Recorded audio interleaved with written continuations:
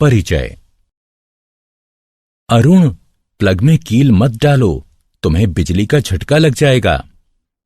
क्यों सर? इस कील पर जंग लगा हुआ है और यह हमारे किसी काम की नहीं है। भले ही इस पर जंग लगा हुआ है, परंतु यह धातु है और धातु विद्युत की सुचालक होती है। यदि तुम इसे प्लग में लगाओगे तो तुम्हें झटका लगेगा। अरे, फिर तो आपने मुझे बचा लिया। बच्चों, इस अध्याय में हम धातुओं व अधातुओं, उनके भौतिक व रासायनिक गुणधर्मों, उनकी प्राप्तियां तथा उनके संक्षारण के विषय में जानेंगे।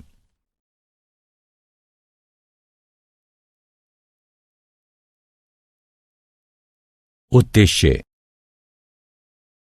इस पाठ के अंत में आप निम्न करने में सक्षम हो जाएंगे: धातुओं व अधातुओं के भौतिक एवं रासायनिक गुणधर्मों का वर्णन करना, यह समझना कि धातुएं कैसे प्रतिक्रिया करती हैं, धातुओं की उपस्थिति की व्याख्या करना, संक्षारण की व्याख्या करना। भौतिक गुणधर्म धातुएं। दैनिक जीवन में आप अनेक धातुओं एवं अधातुओं के संपर्क में आते हैं। उदाहरणार्थ, वह हथौड़ा जिससे आप कील ठोकते हैं एक धातु है। लोहे से निर्मित कील भी एक धातु है। आइए धातुओं के भौतिक गुणधर्मों पर दृष्टि डालते हैं। धातुओं के भौतिक गुणधर्म निम्नलिखित हैं। भौतिक अवस्था। धातुएं कमरे के तापमान पर ठोस होती हैं। उदाहरणार्थ, लोहा, एल्यूमीनियम। केवल पारा एक तरल धातु है। ताप व विद्युत के सुचालक। धातुएं विद्युत की सुचालक होती हैं क्योंकि उनमें मुक्त इलेक्ट्रॉन होते हैं। उदाहरणार्थ, तांबा व चांदी ताप व विद्युत के सर्वोत्तम चालक हैं, जबकि सीसा ताप का सबसे बड़ा कुचालक है। आघात वर्ध्य। कुछ धातुओं को पीट पीट कर पतली चादर अर्थात फॉइल के रूप में ढाला जा सकता है।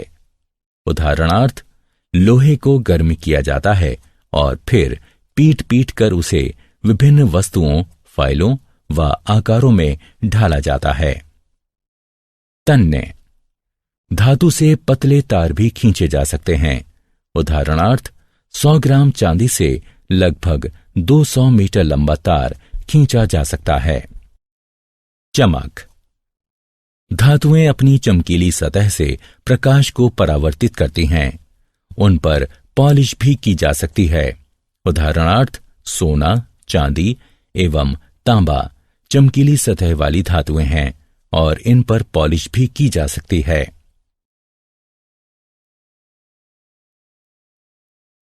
भौतिक गुणधर्म अधातुएं। आइए अब अधातुओं के भौतिक गुणधर्मों की बात करते हैं। भौतिक अवस्था। अधातुएं कमरे के तापमान पर ठोस, द्रव अथवा गैसीय अवस्था में पाई जाती हैं। गैस ऑक्सीजन, क्लोरीन, फ्लोरीन, द्रव ब्रोमीन व ठोस कार्बन। अनाघात वर्ध्य व अतन्य।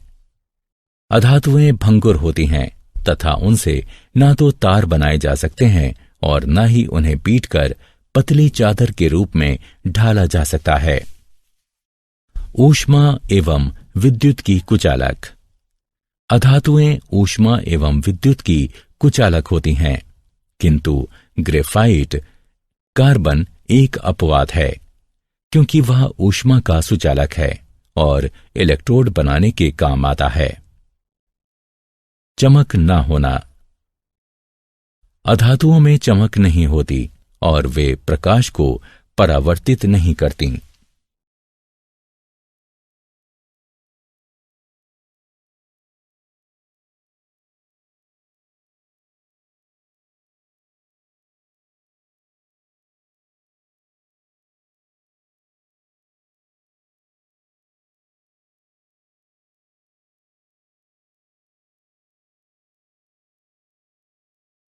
क्या आप जानते हैं, धातुएं कमरे के तापमान पर ठोस होती हैं। इसका केवल एक अपवाद है, पारा, जो कि द्रव है। तरल धातु पारा ऊष्मा व विद्युत का सुचालक है। इसका घनत्व बहुत अधिक होता है। यह अत्यधिक विषैला होता है। अधातुएं विद्युत की कुचालक होती हैं, तथापि ग्रेफाइट, जो कि कार्बन का एक रूप है, विद्युत का सुचालक है। धातुओं के रासायनिक गुणधर्म। अब धातुओं के कुछ रासायनिक गुणधर्मों पर दृष्टि डालते हैं। इन गुणधर्मों में धातुओं की अन्य तत्वों जैसे वायु, जल, अम्लों तथा अन्य धातु लवणों के साथ अभिक्रियाएं भी सम्मिलित हैं। वायु के साथ अभिक्रिया। जब धातुएं वायु के संपर्क में आती हैं तो वे धातु ऑक्साइड निर्मित करती हैं। कुछ ऐसी धातुएं भी हैं जिनमें अम्लीय व क्षारकीय दोनों ही प्रकार के गुणधर्म पाए जाते हैं। ऐसी धातुओं को उभयधर्मी ऑक्साइड कहते हैं। जल के साथ अभिक्रिया। जब धातुएं जल के संपर्क में आती हैं तो वे धातु हाइड्रोक्साइड तथा हाइड्रोजन निर्मित करती हैं। धातुएं जल को धातु हाइड्रोक्साइड विलयन बनाती हैं। अम्लों के साथ अभिक्रिया। लवण व हाइड्रोजन बनाने के लिए धातुएं तनु अम्लों के साथ अभिक्रिया करती हैं। यह अभिक्रियाशीलता प्रत्येक धातु की भिन्न भिन्न होती है। तथापि जब धातुएं नाइट्रिक अम्ल के साथ अभिक्रिया करती हैं तो हाइड्रोजन गैस नहीं बनाती, क्योंकि यह अम्ल एक प्रबल ऑक्सीकरण करता है। अन्य धातु लवणों के विलयनों के साथ अभिक्रिया। एक अधिक अभिक्रियाशील धातु एक कम अभिक्रियाशील धातु को उसके लवण विलयन से स्थानांतरित करती है। सरल शब्दों में कहें तो यदि धातु आ धातु बा को उसके विलयन से विस्थापित करती है तो धातु आ धातु बा की अपेक्षा अधिक अभिक्रियाशील है। तथापि सभी धातुएं अभिक्रियाशील नहीं होती।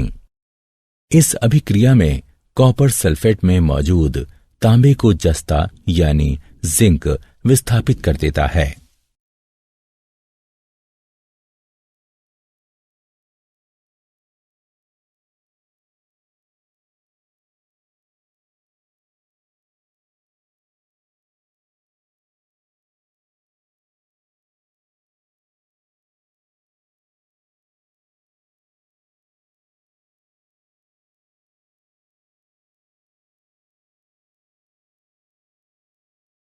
सक्रियता श्रेणी।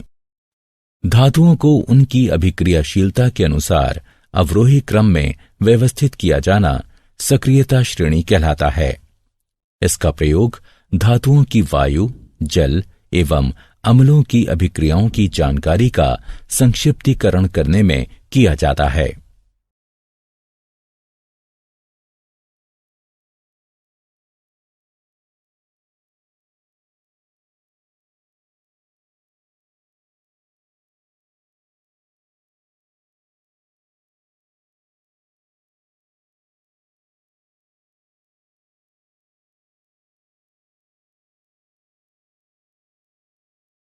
धातुएं एवं अधातुएं कैसे अभिक्रिया करती हैं। धातु के परमाणुओं के वाह्यतम कोश में 1 से 3 तक इलेक्ट्रॉन होते हैं, जबकि अधातु के परमाणुओं के वाह्यतम कोश में 4 से 8 तक इलेक्ट्रॉन होते हैं। अपवाद। इस नियम के 2 अपवाद हैं, हाइड्रोजन तथा हीलियम। इलेक्ट्रॉन का त्याग करने वाली धातुएं त्यागे गए इलेक्ट्रॉनों की संख्या के बराबर धनावेश अर्जित करती हैं तथा अधातुएं स्वीकारे गए इलेक्ट्रॉनों की संख्या के बराबर इलेक्ट्रॉन व ऋणावेश अर्जित करती हैं। जब धातु का कोई परमाणु 1, 2 या 3 इलेक्ट्रॉन अपने संयोजकता कोश से किसी अन्य अधातु परमाणु को देता है, जो कि उन इलेक्ट्रॉनों को स्वीकार किए जाने की क्षमता रखता हो तो उसे वैद्युत संयोजकता कहा जाता है। इसके परिणाम स्वरूप ये दोनों ही परमाणु एक निष्क्रिय गैस का ढांचा निर्मित करते हैं। किसी तत्व के परमाणु से अन्य तत्व के परमाणु में इलेक्ट्रॉनों का स्थानांतरण आयनिक यौगिक कहलाता है।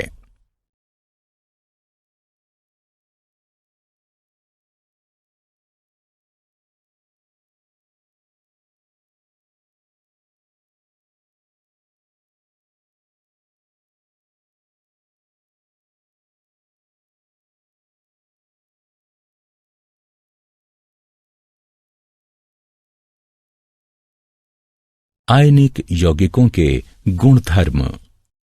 आइए आयनिक यौगिकों के कुछ गुणधर्मों पर दृष्टि डालते हैं। भौतिक प्रकृति। आयनिक यौगिक कठोर ठोस होते हैं क्योंकि धनात्मक एवं ऋणात्मक आयनों के मध्य आकर्षण बल अत्यंत प्रबल होता है। ये यौगिक भंगुर होते हैं तथा दबाव डाले जाने पर टूट जाते हैं। गलनांक एवं क्वथनांक। प्रबल अंतर आयनिक आकर्षण को तोड़ने के लिए आवश्यक ऊर्जा की पर्याप्त मात्रा के कारण आयनिक यौगिकों का गलनांक एवं क्वथनांक उच्च होता है। घुलनशीलता। आयनिक यौगिक जल में घुलनशील तथा विलायकों में अविलय होते हैं, जैसे पेट्रोल आदि। विद्युत चालकता। आयनिक यौगिक जब ठोस अवस्था में हों तो विद्युत संचालन नहीं करते, क्योंकि कठोर संरचना के कारण आयनों की गति संभव नहीं होती। किंतु आयनिक यौगिक जब गलित अवस्था में हों तो विद्युत चालकता संभव है, क्योंकि गलित अवस्था में विपरीत आवेश वाले आयनों के मध्य स्थिर वैद्युत आकर्षण बल ऊष्मा के कारण कमजोर पड़ जाता है। इससे आयन स्वतंत्र रूप से गति करने तथा विद्युत संचालन करने लगते हैं।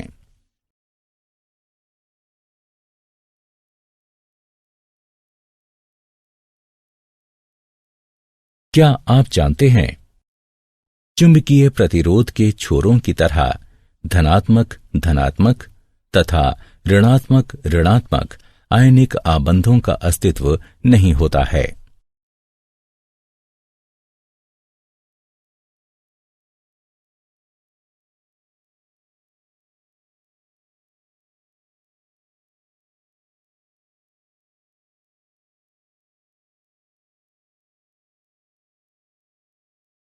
धातुओं की प्राप्ति, धातुओं एवं अयस्कों का निष्कर्षण। धरती धातुओं का सबसे बड़ा स्रोत है, तथापि सागर के जल में भी कुछ विलय लवण होते हैं।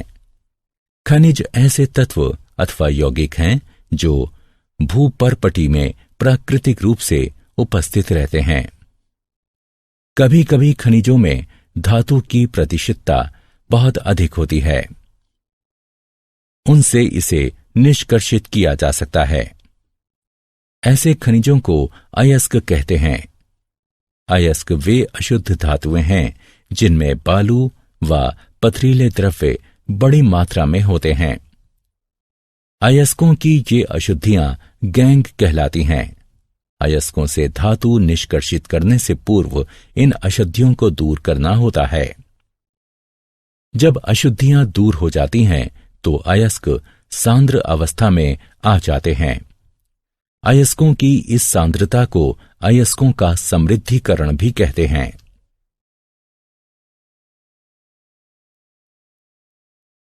धातुओं का निष्कर्षण। धातुओं को जब उनके अयस्क से पृथक कर दिया जाता है तो वे अपनी अभिक्रियाशीलता के आधार पर वर्गीकृत की जाती हैं। अभिक्रियाशीलता के अनुसार धातुओं का वर्गीकरण विभिन्न समूहों में किया जाता है, जो कि निम्नलिखित है।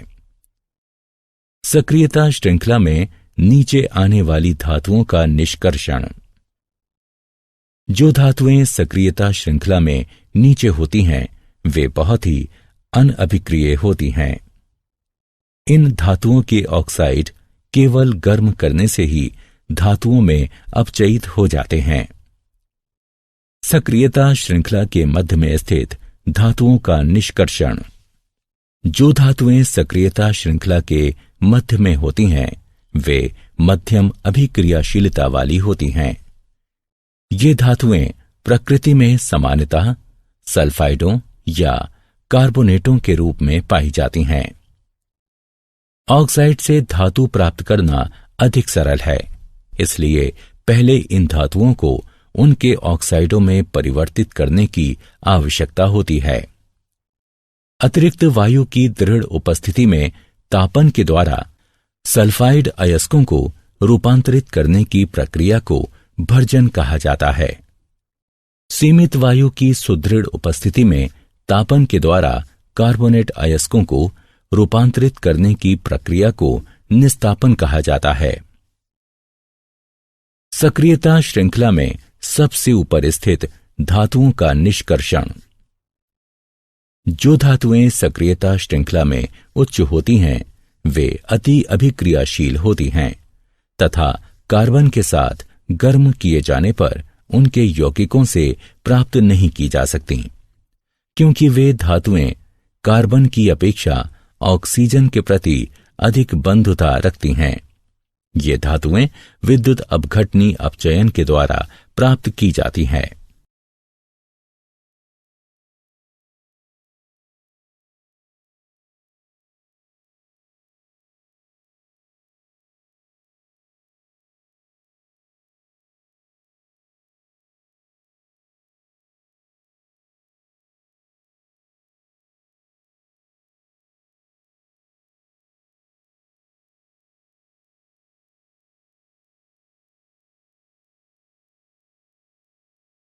धातुओं का परिष्करण।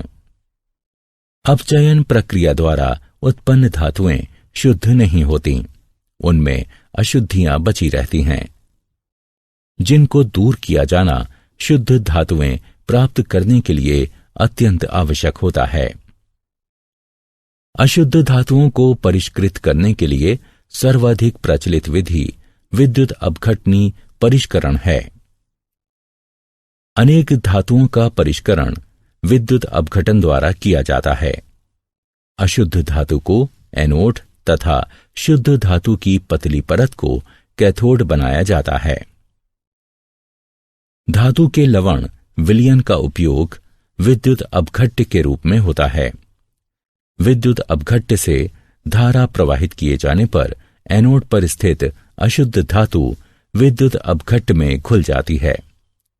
इतनी ही मात्रा में शुद्ध धातु विद्युत अपघट्य से कैथोड पर निक्षेपित हो जाती है। विलय अशुद्धियां विलयन में चली जाती हैं, जबकि अविलय अशुद्धियां एनोड तली पर निक्षेपित हो जाती हैं। इन्हें एनोड मड कहते हैं।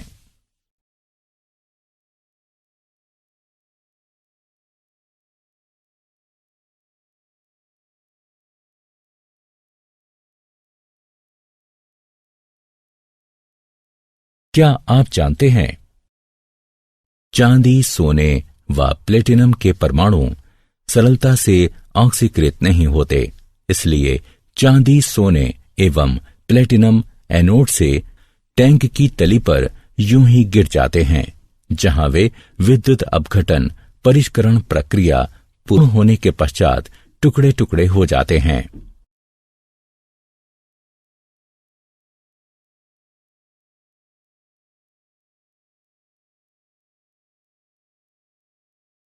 संक्षारण। रासायनिक रूप से सक्रिय धातुएं वायु में उपस्थित आर्द्रता के कारण संक्षारित हो जाती हैं। धातु की सतह पर जल की उपस्थिति में वायु में मौजूद ऑक्सीजन की प्रजारण अभिक्रिया को संक्षारण कहते हैं। उदाहरणार्थ लोहा व एल्यूमीनियम संक्षारित होते हैं, जबकि अनभिक्रियाशील धातुएं जैसे सोना, प्लेटिनम एवं पारा संक्षारित नहीं होती। संक्षारण रोकने की 3 विधियां हैं। बलि विषयक सुरक्षा। इसमें अधिक अभिक्रियाशील संरक्षित होने वाली धातु को प्रचारित किया जाता है तथा संरक्षित हो चुकी धातु को अविकल छोड़ दिया जाता है। मिश्रात्वन, इसमें जंग रहित अयस्क बनने के लिए धातु में कोई अन्य धातु मिला दी जाती है। यशद लेपन, इसमें धातु पर जस्ते की पतली परत चढ़ा दी जाती है। इसे गैल्वनीकरण भी कहा जाता है। यह परत विद्युत अपघटनीय निक्षेपण द्वारा बनाई जाती है। सारांश। आइए हमने जो कुछ सीखा है उसे संक्षेप में दोहराएं। धातुएं विद्युत की सुचालक होती हैं, जबकि अधातुएं विद्युत की कुचालक होती हैं। धातुएं वायु, जल तथा अम्लों के साथ अभिक्रिया करती हैं। धातुओं को उनकी अभिक्रियाशीलता के अनुसार अवरोही क्रम में व्यवस्थित करने को सक्रियता श्रेणी कहते हैं। किसी तत्व के परमाणुओं से इलेक्ट्रॉनों का दूसरे तत्व के परमाणुओं में स्थानांतरण आयनिक यौगिक कहलाता है। धातुएं अयस्कों से निष्कर्षित की जाती हैं। अशुद्ध धातुओं को परिष्कृत करने की सर्वाधिक प्रचलित विधि विद्युत अपघटनी परिष्करण है।